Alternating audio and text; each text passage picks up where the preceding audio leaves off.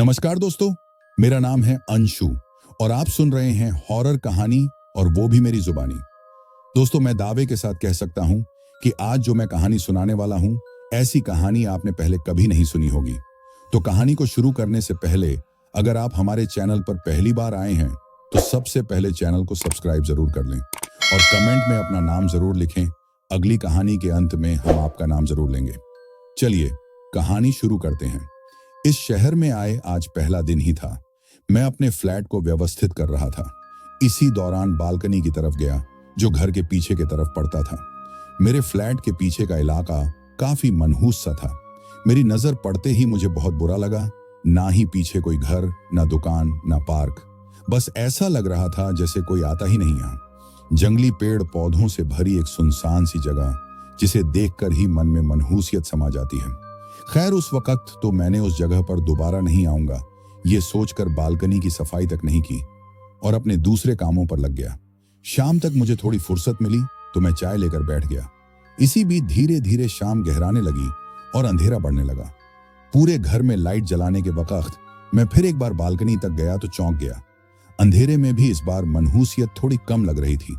मैंने देखा बालकनी के छज्जे के नीचे कोई था, शायद कोई औरत जो सिसक सिसक कर रो रही थी। हल्की रोशनी भी दिख रही थी। नया नया होने के वजह से मैं इस घटना से काफी डर गया और झट से बालकनी को बंद कर अपने कमरे में आ गया। धीरे धीरे रात गहराई और मैं सो गया क्योंकि दिन भर का थका होने की वजह से नींद काफी अच्छी आई। दूसरी सुबह उठते ही मुझे शाम वाली घटना याद आई और मैं एक बार फिर सिहर गया।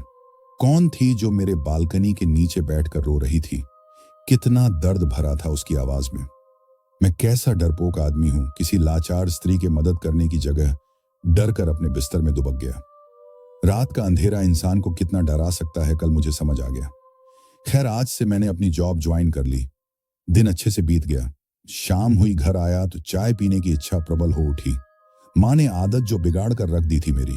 खैर, चाय लेकर मैं आज फिर बालकनी की ओर गया तो रोंगटे फिर एक बार खड़े हो गए। वहीं सिसकती सी आवाज, रात का भयानक रूप, अंधेरा ही अंधेरा। पर आज मैं डरकर भागा नहीं।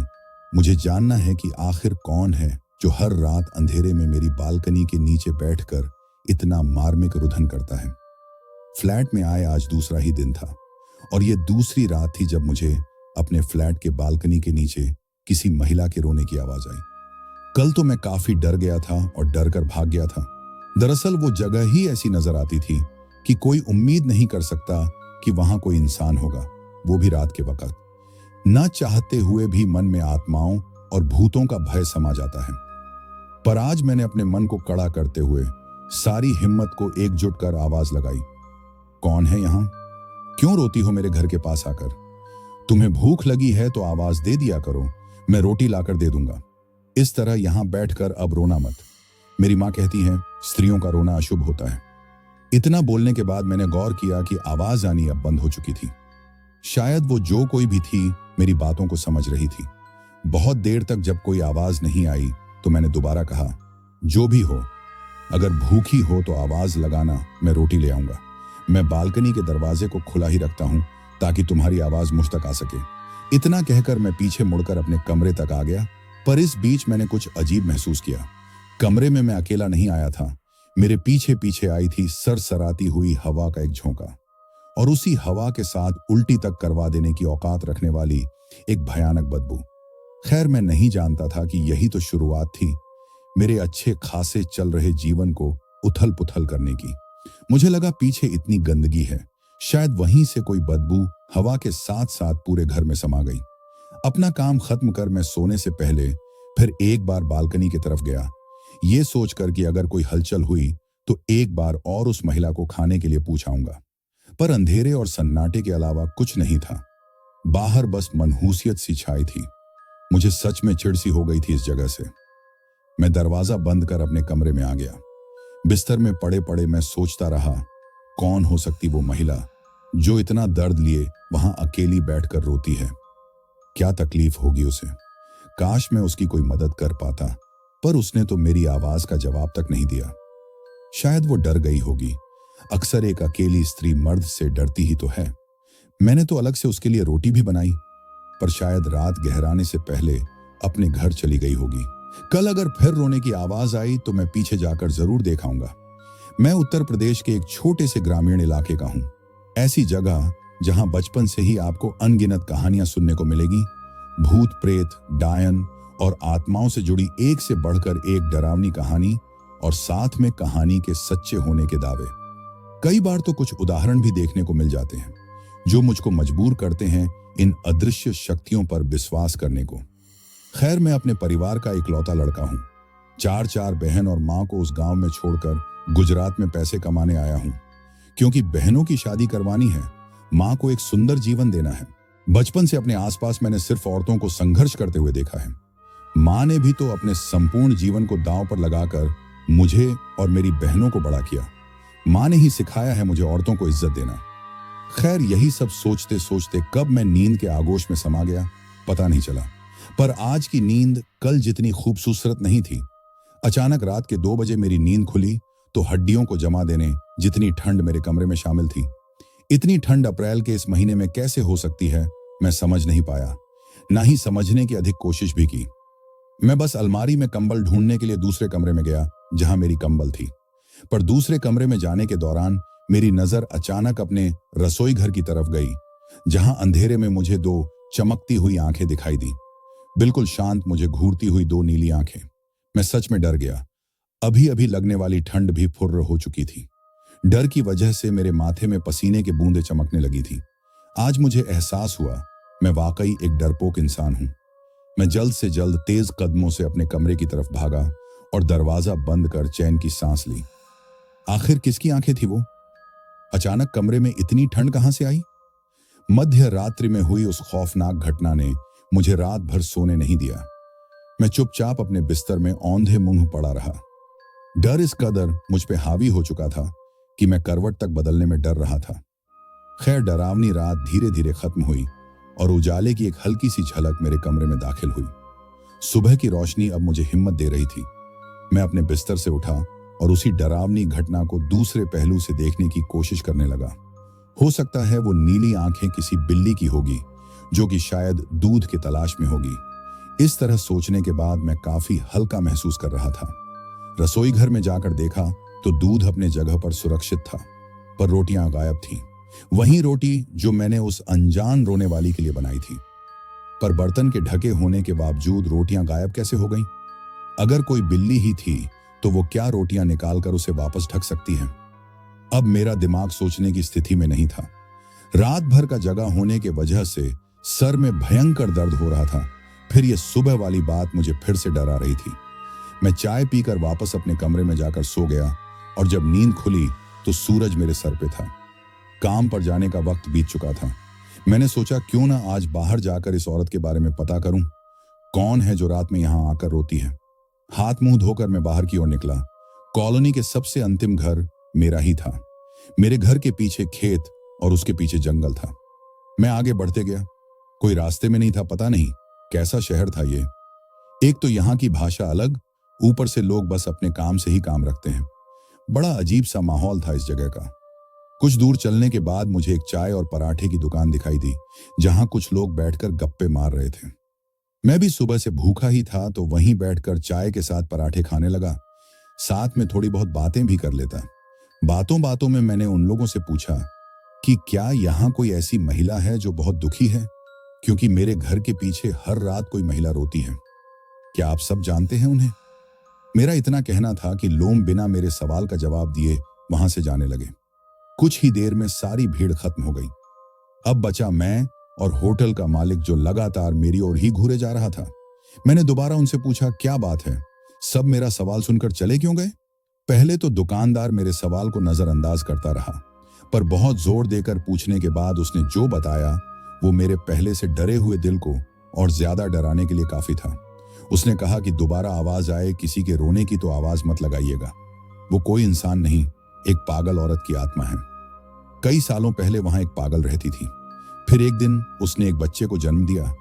पता नहीं किस पापी ने उसका यह हाल किया था, पर दुर्भाग्यपूर्ण वो बच्चा उसी दिन मारा गया।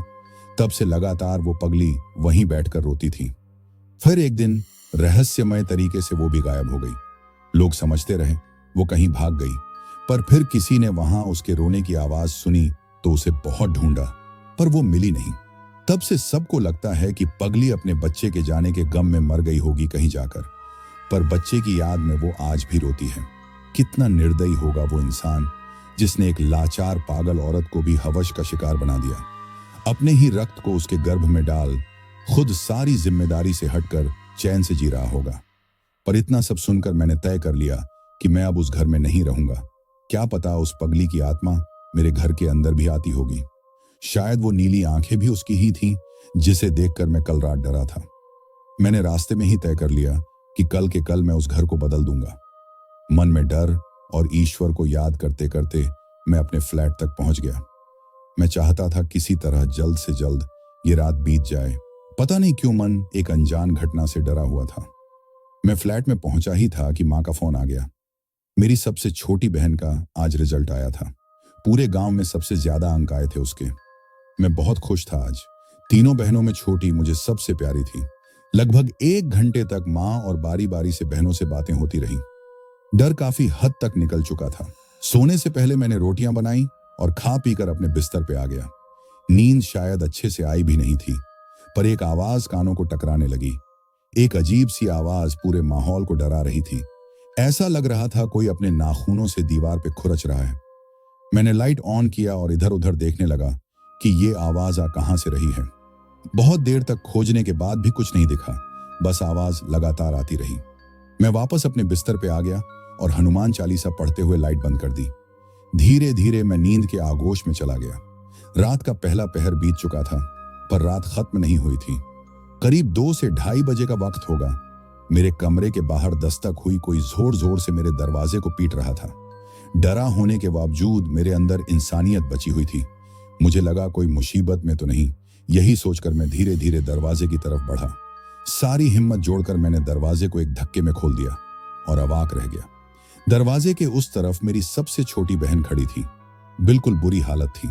उसके बाल खुले हुए थे, मैला कुचैला सूट पहने जो ना जाने कितने जगहों से फटा था। लगातार रो रो कर वो मुझे बाहर की ओर बुला रही थी। पर छुटकी यहां कैसे हो सकती है? आज ही तो मां से मेरी बात हुई, सब ठीक था वहां। पर यह सब सोचने का मेरे पास वक्त नहीं था। बहन का बेबस चेहरा मुझे कुछ भी सोचने की वजह नहीं दे रहा था। मैं उसके पीछे पीछे गया। वो मुझे अपने घर के पीछे बालकनी की ओर ले गई। रात का पहर, झींगुरों की आवाज और अमावस्या की काली रात, ये सब मिलकर न जाने मेरे साथ कौन से खेल खेल रहे थे। मैं अभी बहन के पीछे ही था। वो बालकनी के नीचे आकर रुक गई और अपने उंगली के इशारे से मुझे नीचे की ओर दिखाया। मैंने देखा उस जगह पर एक छोटा सा नवजात बच्चा था जो लगातार रो रहा था। पास जाकर देखने पर पता चला वो आज की जन्मी ही कोई बच्ची थी, क्योंकि उसके शरीर पर लगा था उसकी मां का खून, जो शायद उसे जन्म देने के वक्त बहा होगा। मैं जल्द से जल्द उसे अपने गोद में उठाने के लिए दौड़ा, पर एक और झटका। मैं उस बच्ची को छू तक नहीं पा रहा था। उसके पास हाथ ले जाता तो लगता हाथ हवा में है, कोई एहसास ही नहीं। मैं लगातार कोशिश करता रहा उसे अपने गोद में उठाने की, पर मैं चाहकर भी कुछ नहीं कर पा रहा था। अब मैं इन सब में काफी उलझ गया था। पर तभी वहां एक इंसान आया। मैंने उसे आवाज लगाई, पर वो मेरी बात को नजरअंदाज कर सीधे बच्ची के पास आया और उसे अपने हाथ में उठा लिया। उस इंसान ने अपना चेहरा काले कपड़े से ढक कर रखा था, तो मैं उसे देख भी नहीं पाया। पर एक सुकून ये था कि वो बच्ची को छू पा रहा था। अब वो उसे चुप करवा पाएगा और किसी सुरक्षित जगह तक ले जा पाएगा। पर तभी उस आदमी ने अपनी हरकत बदली और बच्ची के दोनों पैरों को पकड़कर बच्ची को उलटा लटका दिया। इसके साथ ही बच्ची के रोने की आवाज और तेज हो गई। पर बच्ची को बेरहमी से उल्टा लटकाए वो इंसान जोर जोर से हंसने लगा। मैं उसे रोकने के लिए लगातार चिल्लाता रहा, पर ऐसा लग रहा था जैसे उसे मेरी उपस्थिति का आभास तक नहीं था। मैं चिल्लाने के अलावा कुछ भी नहीं कर पा रहा था। जिस तरह मैं उस मासूम सी बच्ची को नहीं छू पा रहा था, उसी तरह उस आदमी पर भी मेरा कोई असर नहीं हो रहा था। उस वक्त मैंने खुद को जीवन में सबसे ज्यादा असहाय पाया। मेरे सामने एक आज के जन्मे नवजात बच्ची के साथ इतना बुरा हो रहा था और मैं कुछ भी नहीं कर पा रहा था। उस बच्चे के रोने की आवाज में कितना दर्द था, ये बस मैं समझ पा रहा था। तभी मैंने जो देखा वो मेरे बुद्धि से परे था। लगातार कुटिल हंसी हंसते हुए उस आदमी ने बच्ची को उसी तरह पकड़कर मेरे घर के पीछे वाले बिजली के खंभे में जोर से उसके सर को पटका।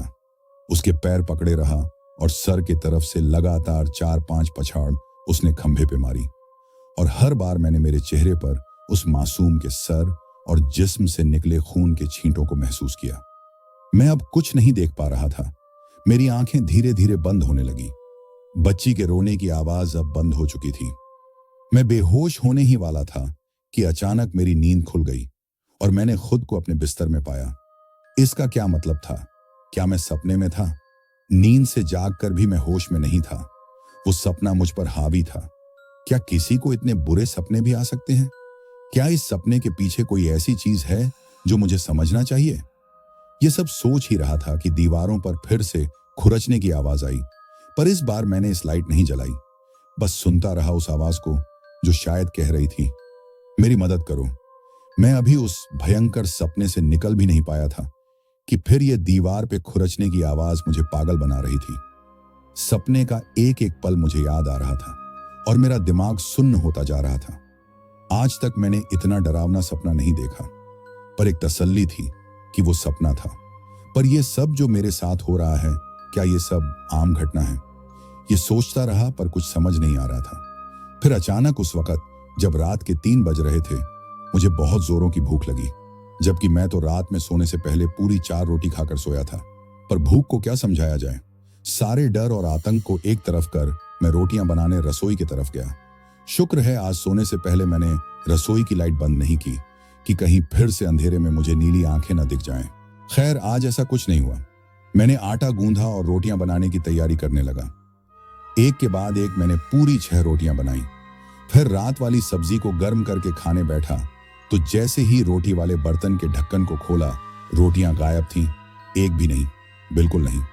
आसपास देखा, कोई नहीं। पूरे घर में तलाशी ली पर कोई नहीं था। अब मेरा खुद पे किया संयम खत्म होने लगा। पर इन सब के बीच मैंने गौर किया, मेरी भूख भी बिल्कुल खत्म हो चुकी थी। थोड़ी देर पहले जिस भूख को मैंने महसूस किया था, उसका नामो निशान नहीं था। अब मुझे विश्वास होने लगा था कि इस 2 कमरे के फ्लैट में मैं अकेला नहीं था। मेरे साथ, मेरे आसपास थी एक अदृश्य आत्मा जो शायद मुझे देख भी रही है और सुन भी। शायद उसने ही मेरी रोटियां भी चुराई। पर आखिर वो चाहती क्या है? क्यों इस तरह वो मुझे परेशान कर रही है? छुटकी का सपने में आना भी अब मुझे कोई पहेली लगने लगी। हालांकि मैं एक डरपोक आदमी हूं, पर डर अपनी जगह है और सवाल अपनी जगह। मुझे अब जवाब चाहिए, क्यों हो रहा ऐसा?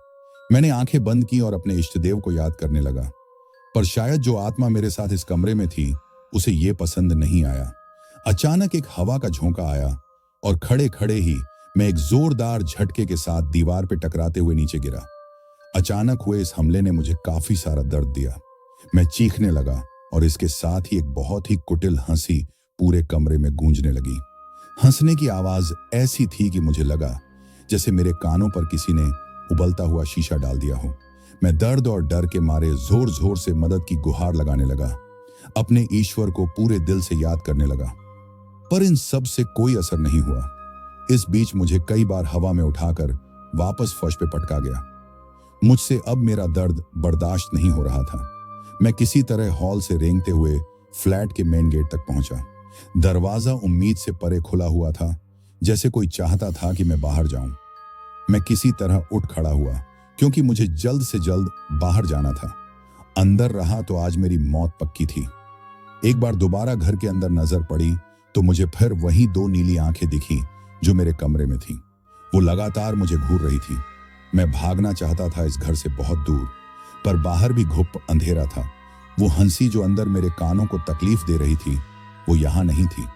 शरीर में हो रहे भयंकर दर्द को नजरअंदाज कर मैं लगातार सड़क की तरफ भाग रहा था कि तभी सड़क के बीचों बीच मुझे छुटकी दिखी, उसी हाल में जैसे मैंने सपने में देखा था। छुटकी, मेरी छुटकी, तुझे क्या हो गया है? क्यों तू मुझे बार बार इस हाल में दिख रही है? तुझे इस तरह देखकर मेरा कलेजा फटने लगता है। कौन हो तुम? अगर मेरी छुटकी हो तो मुझसे बातें करो। बताओ मुझे क्या हुआ है तुम्हें?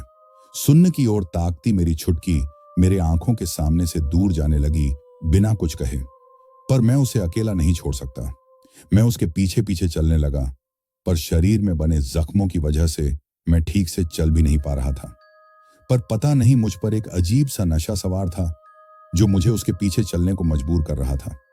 मैं चलता रहा और वो मुझे वापस फ्लैट की तरफ ले जाने लगी, पर वो फ्लैट के भीतर नहीं, पीछे की तरफ ले गई, जिसके दूसरे मंजिल पे मेरी बालकनी है। मैंने देखा छुटकी बालकनी के छज्जे के नीचे पहुंचकर घुटनों के सहारे बैठ पीछे की तरफ मुड़ी रही और कुछ देर बाद उसने सिसकना शुरू किया। ये वही सिसकियां थीं जिसे मैं इस फ्लैट में आने के पहले ही शाम से सुन रहा था। फिर वो जोर जोर से रोने लगी। मैंने देखा पीछे से ही उसका आकार बदलने लगा। वो अब मेरी छुटकी नहीं थी, पर उसके रोने की आवाज, उसके आवाज में छुपे उस दर्द की वजह से मैं उससे डरने के बजाय एक जुड़ाव महसूस कर रहा था। धीरे धीरे उसने बोलना शुरू किया, एक कमजोर स्त्री की आवाज, जैसे किसी दर्द ने उसकी आवाज ही बदल दी थी। मैं आपकी छुटकी नहीं, मैं पगली हूं, मेरी मदद करो। वो मुझे मारकर भी मरने नहीं दे रहा है। जो तुमने आज सपने में देखा वो मेरे साथ हर रात सच में गुजरता है। वो मरकर भी मेरा पीछा नहीं छोड़ रहा है। वो हैवान मेरी बच्ची को हर रोज मार रहा है। मेरी मदद करो, मैं पगली। इतना कहकर वो एक झटके से हवा में गायब हो गई और अपने पीछे छोड़ गई अनगिनत सवाल। आखिर कौन थी वो? क्या पगली की आत्मा? तो फिर उसे कौन इतना अधिक सता सकता है? अभी तक तो मैं सोच रहा था कि शायद पगली की आत्मा ही मेरे घर में घुसी हुई है और मुझ पर वार कर रही है, पर पगली तो खुद मुझसे मदद चाहती है। अगर पगली की आत्मा बाहर है तो वो कौन था जिसने मुझे भूख का एहसास दिलाकर मुझसे रोटियां बनवाई और उसके बाद मेरा इतना बुरा हाल किया कि मेरे शरीर का एक एक हिस्सा दर्द से तड़प रहा था? कहीं ये सब कोई छलावा तो नहीं? मैं कुछ नहीं समझ पाया, कुछ भी नहीं। एक तरफ शरीर का दर्द, दूसरी तरफ जीवन में पहली बार एक आत्मा से सामना। मेरा शरीर और मेरा दिमाग दोनों ही अब अपना काम करना बंद कर रहे थे। मैं बालकनी के नीचे ही बेहोश होकर गिर गया। सुबह की कड़कड़ाती धूप जब चेहरे को झुलसाने लगी तो मेरी नींद खुली, या ये कहिए मुझे होश आया। मैंने अपने हाथ की घड़ी की तरफ देखा तो सुबह के 9:30 बजे थे। अप्रैल का महीना होने के वजह से गर्मी अपने चरम पे थी। मैंने उठने की कोशिश की तो मुझे दर्द का आभास हुआ और इस दर्द से उठती रुलाई ने मुझे याद दिलाया कल रात की घटना। मैंने सबसे पहले अपने ईश्वर को याद किया और धन्यवाद दिया कि मैं सही सलामत हूं। उसके बाद मुझे याद आई अपनी मां। मैं उनसे फोन पर बात करना चाहता था, पर फोन घर के अंदर पड़ा था। मैं उठकर घर के अंदर आ गया। एक अजीब सी शक्ति, एक हिम्मत को मैंने अपने अंदर महसूस किया। कल रात तक जिस घर से मैं डर रहा था, आतंक महसूस कर रहा था, वो डर का एहसास आज नहीं हुआ। मैं कमरे में गया तो फिर एक झटका ऐसा लगा जैसे दो लोगों की हाथापाई हुई हो। पूरा कमरा उथल पुथल, पर इस वक्त सब कुछ शांत। पर मैं समझ पा रहा था कि यह शांति आने वाली तबाही का संकेत दे रही थी, क्योंकि जिस तरह हर रात की सुबह आती है उसी तरह हर सुबह की रात भी होती है। खैर, अंदर जाकर सबसे पहले मैंने हाथ मुंह धोया और मां से बात करने के लिए फोन हाथ में लिया तो उसी वक्त फोन वाइब्रेशन मोड पे बजने लगा। स्क्रीन पे देखा तो फोन मां का ही आया था। जैसे ही मैंने हेलो कहा, नीलेश, नीलेश बेटा कहाँ थे तुम? मैं 5 बजे से लगातार फोन लगा रही हूँ। बेटा पहले ये बता तू ठीक है ना? बड़े अजीब अजीब से सपने आ रहे हैं मुझे। माँ, मैं ठीक हूँ। मैं भी तुम्हें एक जरूरी बात बताना चाहता हूँ, पर सबसे पहले मुझे बता छुटकी ठीक है ना माँ? मेरी बात करा उससे। उधर से आवाज आई, हाँ बेटा छुटकी ठीक है, ले अभी बात कराती हूँ। गुनगुन जल्दी से इधर आ, दादा का फोन आया है, ले बात कर। गुनगुन बोली, हेलो दादा कैसे हैं आप? और फोन क्यों नहीं उठा रहे थे? माँ कितनी परेशान थी। नीलेश बोला, छुटकी मुझे माफ कर दे, मैं सोया हुआ था इसलिए फोन उठा नहीं पाया, पर मैं ठीक हूँ। तुम कैसी हो छुटकी? कोई दिक्कत तो नहीं? किसी तरह से किसी ने तुम्हें परेशान तो नहीं किया ना? गुनगुन ने जवाब दिया, नहीं दादा मैं ठीक हूँ, बस आपकी याद आती है, क्योंकि आपकी और जो 3 बहनें हैं ना, वो मुझे बड़ा परेशान करती है, मुझ पे हुक्म चलाती है। क्योंकि आप नहीं हो तो वे दोनों खुद को बड़ा समझती हैं। दादा अब मैं 15 साल की हो गई हूं, तो अब मैं भी बड़ी हूं, उनको समझा दो ये बात। ठीक है दादा, माँ से बात करो, वो परेशान है बहुत। इतना कहकर छुटकी ने माँ को फोन दे दिया। छुटकी को मैं कुछ भी नहीं बताना चाहता था, क्योंकि अभी वो ये सब समझने के काबिल नहीं है। बहुत भोली है मेरी छुटकी। पर माँ से लगातार 1 घंटे तक बात होती रही और मैंने माँ को सब कुछ सच सच बता दिया, जो कुछ भी मेरे साथ इस घर में हुआ। और सबसे अजीब ये बात थी कि माँ को इस सब घटनाओं का 70% खुद ब खुद पता चल चुका था। कल रात उन्होंने भी सपने में मेरे साथ बुरा होते हुए देखा। माँ भूत प्रेतों पे विश्वास रखती है, इसलिए सुबह होते ही वो मेरे गांव के जाने माने मंदिर के पुजारी और गांव के भला चाहने वाले गुरुजी के पास पहुंची और गुरुजी ने मां के माथे पे हाथ रखकर ही सब कुछ जान लिया। उन्होंने मां से कहा कि नीलेश ने जिस दिन उस रोने वाली औरत की मदद के लिए हाथ आगे बढ़ाया था, उसके लिए रोटियां बनाई थीं, उसी दिन से वो औरत नीलेश के साथ ही है। हर पल उसके पास रहकर वो खुद को सुरक्षित महसूस करती है। वो एक पागल स्त्री की रूह है जो कई सालों से मुक्ति चाहती है, पर एक और बुरी आत्मा है जो उसे मुक्त होने नहीं दे रही है। और जिन तकलीफों ने पगली को पागल बना दिया या पागल बनने के बाद भी उसने जिन पलों में सबसे ज्यादा दर्द महसूस किया, वही पल वो उसे बार बार दिखा रहा है। हर रोज वो उस पागल औरत का बलात्कार कर रहा है। वो पागल औरत पागल जरूर थी, पर एक मां थी।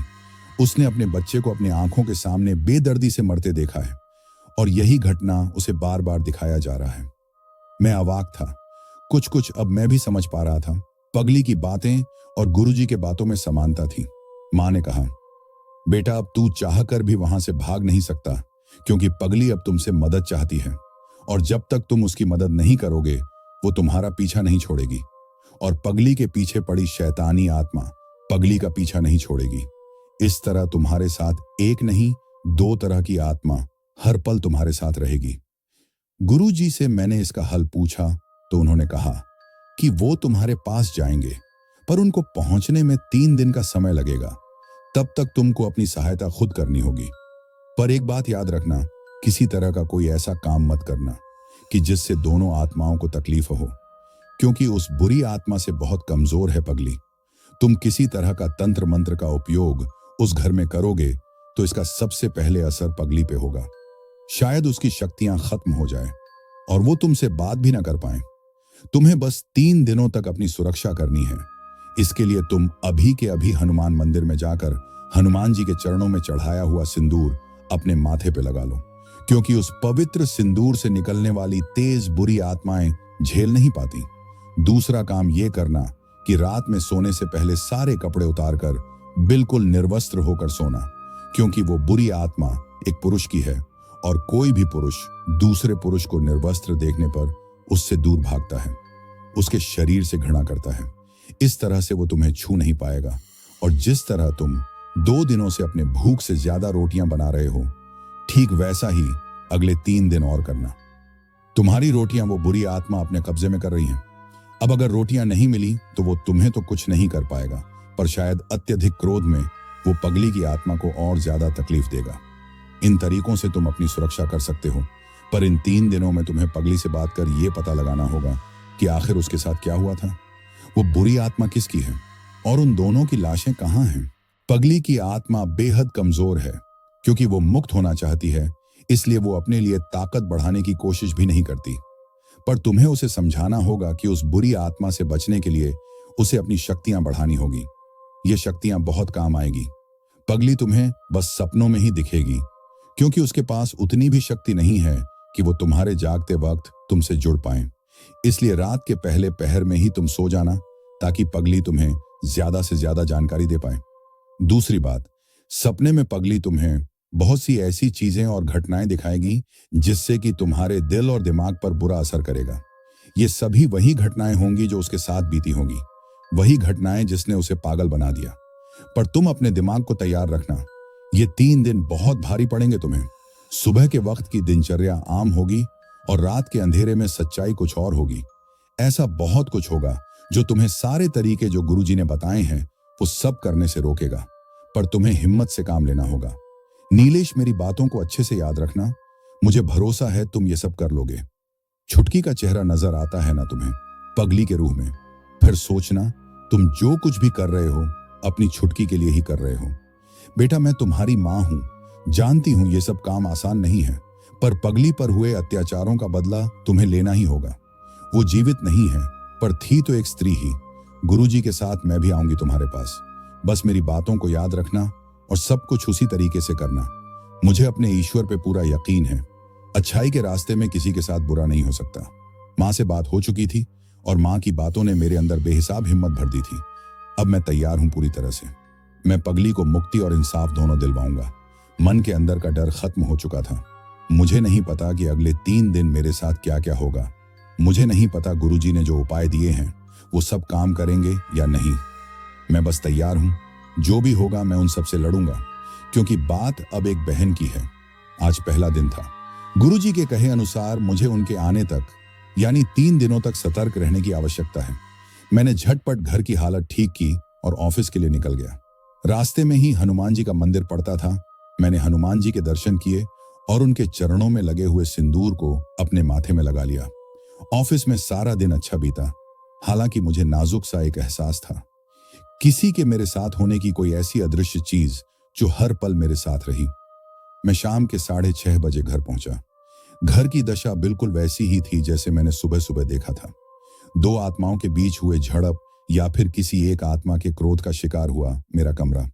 पूरा घर बिखरा हुआ था। मैं फिर घर को संवारने लगा और ये सब करते करते रात के 8 बज गए।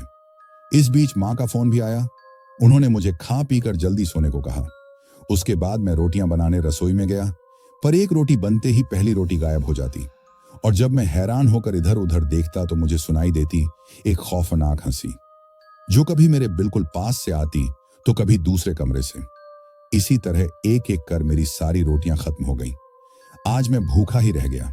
माँ के कहे अनुसार मैं रात 9 बजे ही सोने के लिए कमरे पे गया तो नजर पड़ी अपने पलंग पे, जो कमरे की ऊंचाई के अनुसार बीचों बीच हवा में झूल रही थी और लकड़ी के चरमराहट की आवाज पूरे कमरे में गूंज रही थी। ये सब देखना मेरे लिए आसान नहीं था, पर जब भी डर का हल्का सा भी एहसास मेरे जहन में आता तो मुझे याद आती मेरी छुटकी और मैं सारा डर भूल अपने काम में लग जाता। पलंग उसी तरह झूलता रहा तो मैं दूसरे कमरे में जाकर नीचे ही चटाई बिछाकर सो गया। अभी 1 मिनट भी नहीं गुजरा होगा, मैं लाइट बंद कर कपड़े उतारने ही वाला था कि मेरे सीने के ऊपर बिल्कुल अचानक एक भारी भरकम चीज आकर बैठ गई। दिखाई कुछ नहीं दे रहा था, पर उस चीज के होने का एहसास मैं अपने सीने के दर्द में महसूस कर सकता था। दम घुटने लगा, सांस लेने में दिक्कतें बढ़ने लगी और वो हंसने की आवाज मेरे कान के पर्दे फटने ही वाले थे। मुझे सामने मौत दिखाई थी, बिल्कुल मेरे सामने।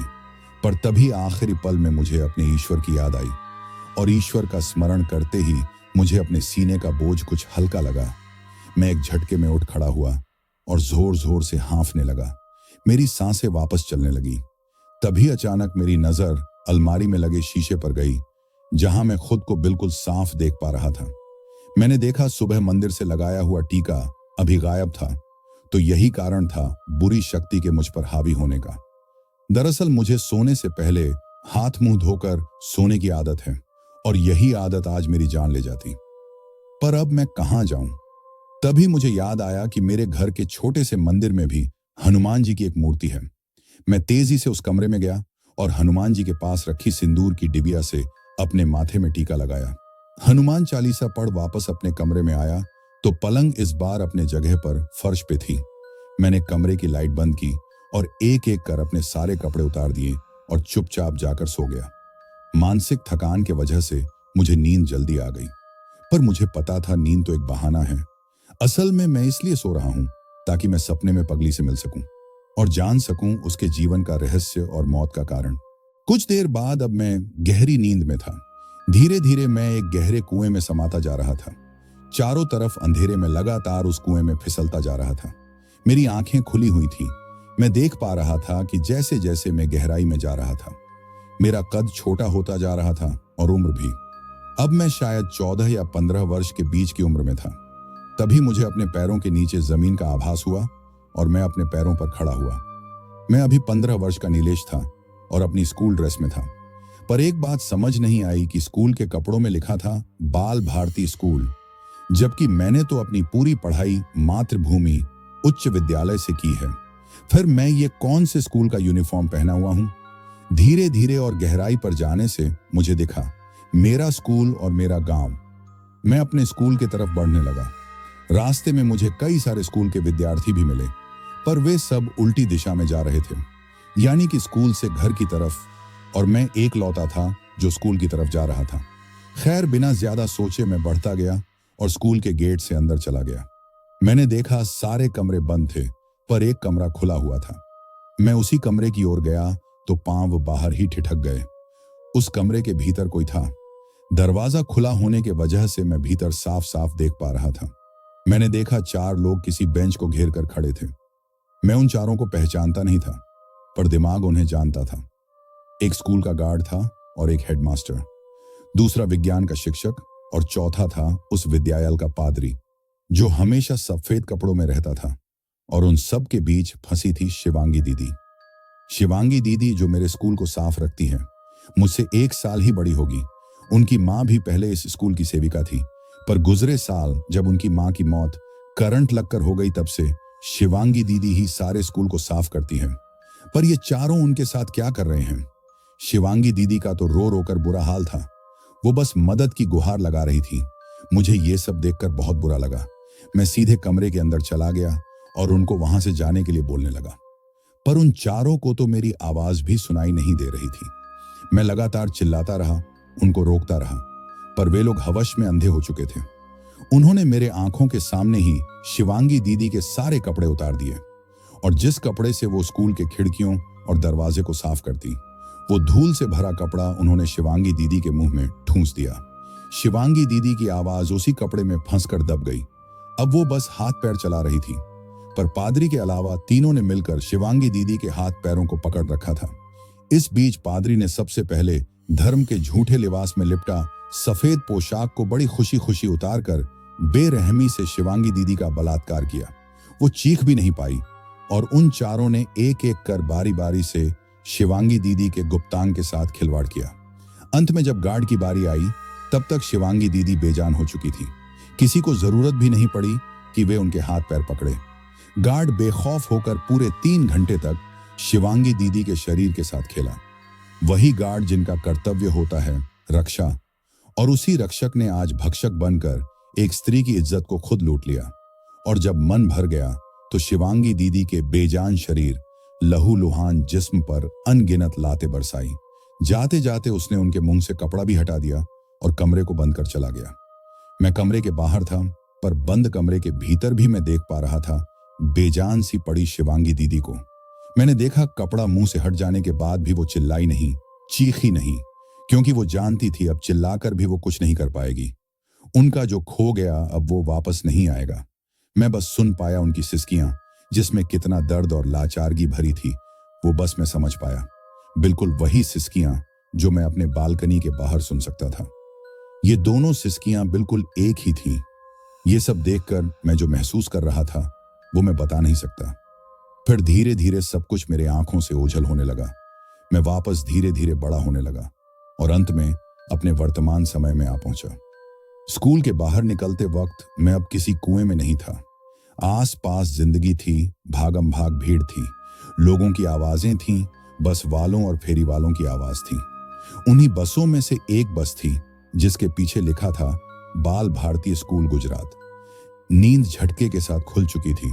सुबह की रोशनी मेरे कमरे में आ चुकी थी। ओह, ये एक सपना था, सपना जो मुझे पगली से जोड़ता है। पर इस सपने में तो कोई पगली नहीं थी। इसमें तो शिवांगी दीदी थी और उसके 4 गुनहगार। 1 मिनट, मैं तो किसी शिवांगी दीदी को नहीं जानता।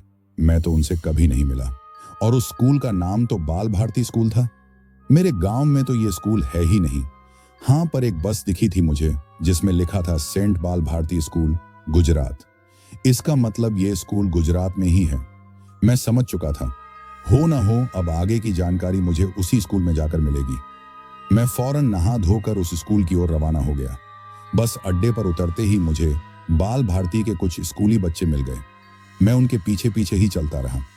10 मिनट चलने के बाद स्कूल अब मेरे सामने था। हूबहू वही स्कूल जिसे मैंने कल रात सपने में देखा था। स्कूल के गेट पर ही मुझे गार्ड ने रोक लिया, पर यह वो दरिंदा नहीं था जिसने शिवांगी दीदी के इज्जत के साथ खिलवाड़ किया था। शायद स्कूल वालों ने गार्ड बदल दिया। गार्ड को मैंने बताया कि मैं इस स्कूल के प्रधानाचार्य से मिलना चाहता हूं, तो उसने अपने हाथों के इशारे से मुझे एक केबिन की ओर दिखाया और मैं उधर चल पड़ा। अंदर जाकर देखने पर एक नौजवान दिखा जिसने अपना परिचय बतौर हेडमास्टर के रूप में दिया।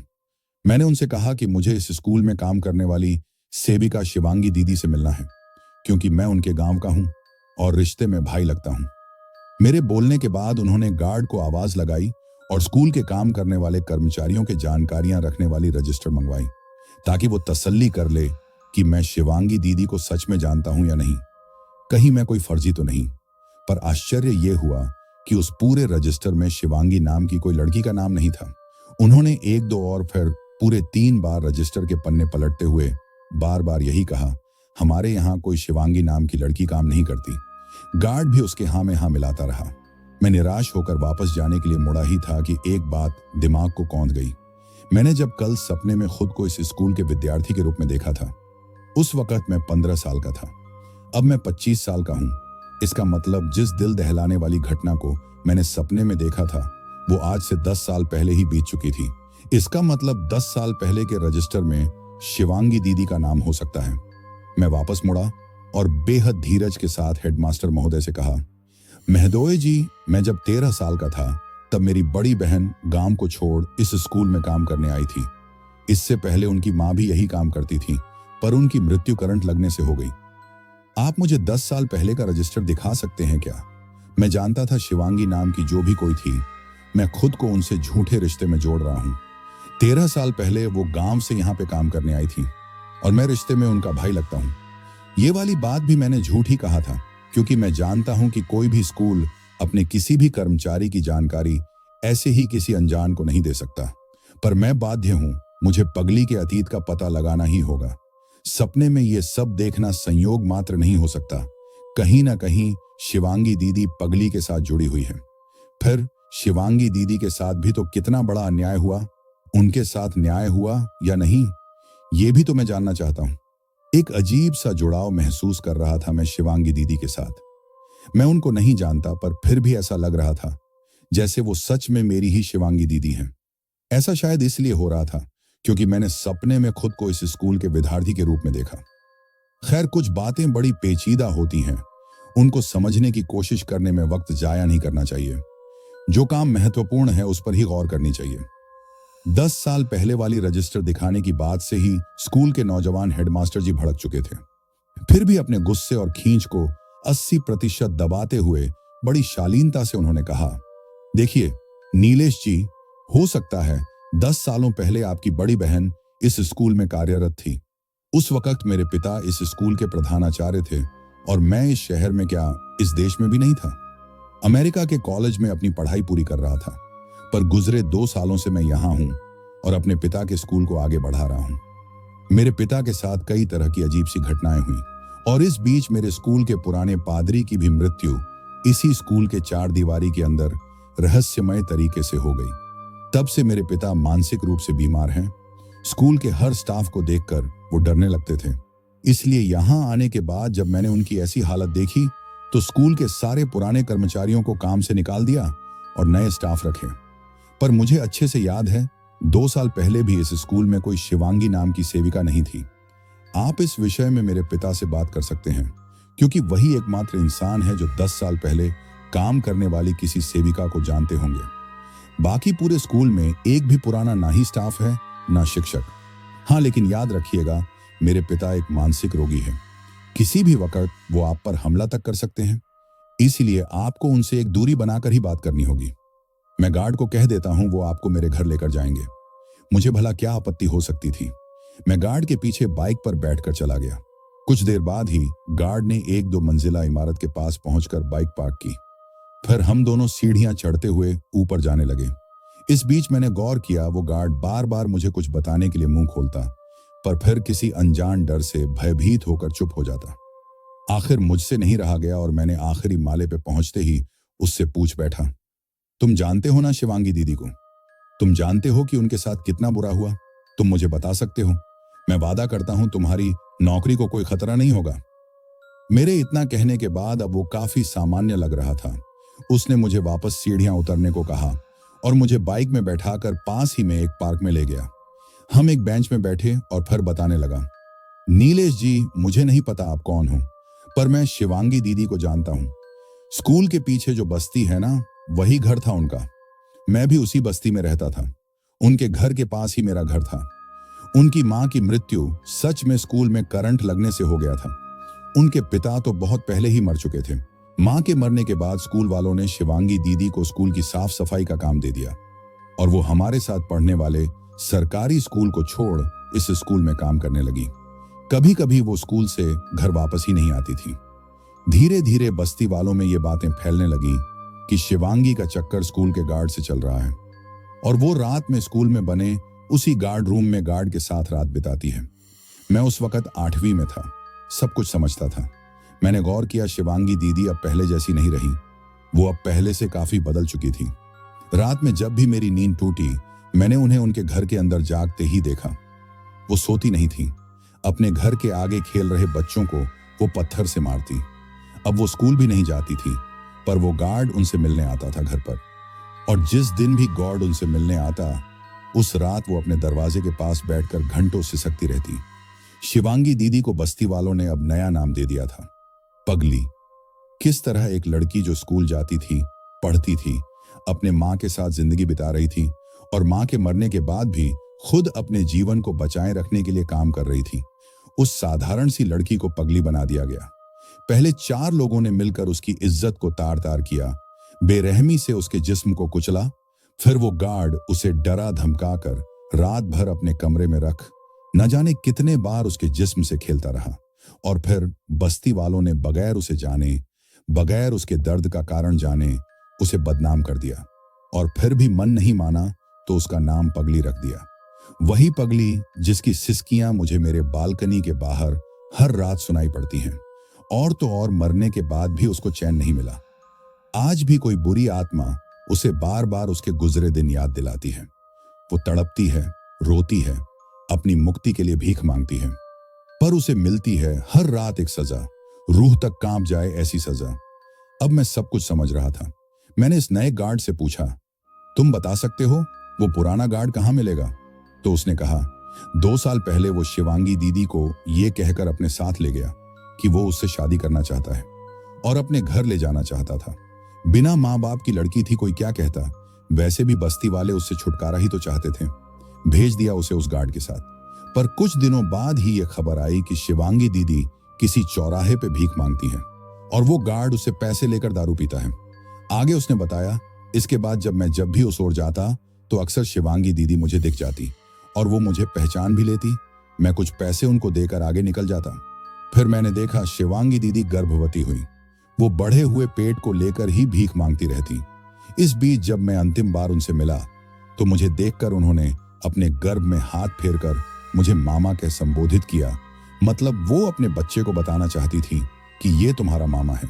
कभी कभी लगता जैसे शिवांगी दीदी बिल्कुल ठीक है, नहीं तो कोई पागल कैसे अपने अजन्मे बच्चे से इस कदर जुड़ सकती है, कैसे लोगों को पहचान सकती है कोई पगली। पर उस दिन के बाद मैंने उन्हें कभी नहीं देखा, ना ही बस्ती में किसी ने देखा। सबने अनुमान लगा लिया कि पगली शायद मर चुकी है। कुछ दिनों बाद ही 2 साल पहले जब बाल भारती स्कूल में पादरी जी की मौत हुई, तब उनके अंतिम बोल थे, पगली लौट आई, उसकी आत्मा ने मुझे मार डाला। उनकी इस बात ने खासकर बाल भारती स्कूल के गणित के शिक्षक और पुराने प्रधानाध्यापक जी पर बुरा असर किया। गणित के शिक्षक तो उसी दिन से लापता हो गए और प्रधानाध्यापक जी पे डर इस कदर हावी हुआ कि उन्होंने स्वयं ही खुद को पागल बना दिया। कई बार उन्होंने अपने पागलपन में यह भी स्वीकार किया कि उन्होंने पगली को बर्बाद कर दिया, इसकी सजा उसे जरूर मिलेगी। उसके बाद उनके बेटे ने उनकी कुर्सी संभाली और नए स्टाफ की मांग की, तो मैं गार्ड के रूप में यहां नियुक्त हुआ। और रही बात उस पुराने गार्ड की, तो तंत्र मंत्र में काफी विश्वास रखने वाला व्यक्ति था। कई बार उसे नंगा होकर पूजा करते हुए देखा गया था स्कूल के पीछे। उसके कमरे की सफाई के दौरान भी यहाँ कई तरह की पोटली मिली, जिसमें कुछ धागे बंधे हुए भी थे। लोग कहते हैं वो शैतान बनना चाहता था, पर पगली के साथ साथ शायद उसकी भी कहानी खत्म हो चुकी थी। उसके बाद वो भी कभी किसी को नहीं दिखा। आगे मैं नहीं जानता क्या हुआ। मेरी आंखें आज भीग चुकी थीं। किसी औरत के जीवन के इतनी भयंकर सच्चाई को जान मैं काफी दुखी था। वहां से मैं कहीं और नहीं जा सका। चुपचाप वहां से वापस बस पकड़कर अपने घर की ओर बढ़ा। आज दूसरा दिन था। मैं हनुमान मंदिर से टीका लगाते हुए सीधा अपने कमरे में पहुंचा। घर आते आते दोपहर हो चुकी थी। करने को कोई काम नहीं था तो मैं सो गया और सपनों में चला गया। पर अभी मेरे सपनों में पगली नहीं बल्कि शैतान आने वाला था। मैं महसूस कर पा रहा था कि मेरे सामने एक दुबला पतला जिस्म लिए कोई बैठा था। उसकी दाढ़ी बढ़ी हुई थी और उसके दांत बिल्कुल काले और घिनौने। वो बिल्कुल मेरे आंखों में देख रहा था और मैं भी। धीरे धीरे उसकी आंखें अंदर की ओर धंसने लगी और बदलते बदलते उसका चेहरा पूरे कंकाल में बदल गया। मैं अब भी निडर होकर उसकी ओर देख रहा था और वो हर संभव कोशिश कर रहा था मुझे डराने की। मैं देख रहा था वो कंकाल अब फिर से मानव शरीर में परिवर्तित हो रहा था। अब वो फिर से एक मानव के रूप में था और मुझसे कह रहा था कि तुम चले जाओ, नहीं तो अच्छा नहीं होगा। उसके बोलने के साथ ही मेरे कमरे में एक अजीब से बदबू फैल गई और उस बदबू में मेरा दम घुटने लगा और मुझे इस तरह तड़पता देखकर वो जोर जोर से हंसने लगा। वही कुटिल हंसी जिसकी आवाज मेरे कानों में गर्म शीशा बनकर गिरती है। थोड़ी देर बाद भी जब मुझ पर उसके विकराल रूप का भी कोई असर नहीं हुआ तो वो गुर्राने लगा और इशारे से मुझे अपने साथ बुलाया। मैं उसके पीछे गया तो वो मुझे अपने ही घर के पीछे बालकनी के पास ले गया और उसने दिखाई एक खाली कब्र और कहा, ये तुम्हारे लिए एक शानदार कब्र बनवाया है मैंने, बोलो पसंद है? और तभी एक जोरदार आवाज। नींद खुली तो दिखा सामने रखा पानी का ग्लास फर्श पर गिरकर टूट चुका था। मैं दौड़कर बालकनी के नीचे गया तो वहां कुछ नहीं था, कोई कब्र नहीं। पर जब गौर से देखने की कोशिश की तो वाकई एक कब्र तो थी वहां, पर किसी को दफनाने के लिए नहीं, बल्कि उस कब्र में पहले से कोई दफन था। कब्र पर पड़ी वक़्त की धूल कहती है कि ये एक पुरानी कब्र है जिसके अंदर छुपा है ढेर सारा रहस्य। पर किसकी लाश होगी उसके अंदर? दोस्तों, कहानी के ज्यादा बड़ा होने की वजह से हम इसे अलग अलग भागों में अपलोड करेंगे। तो आपको यह कहानी कैसी लग रही है हमें कमेंट करके बताएं। पिछली वीडियो पर जिन्होंने कमेंट किया था उनका नाम है शुभेंदु सिन्हा। शुभेंदु सिन्हा जी, आपके प्यार और सपोर्ट के लिए धन्यवाद। दोस्तों, अगर आपने अभी तक हमारे चैनल को सब्सक्राइब नहीं किया है तो जल्दी से सब्सक्राइब कर लो। जल्द मिलेंगे इसके अगले भाग के साथ। धन्यवाद।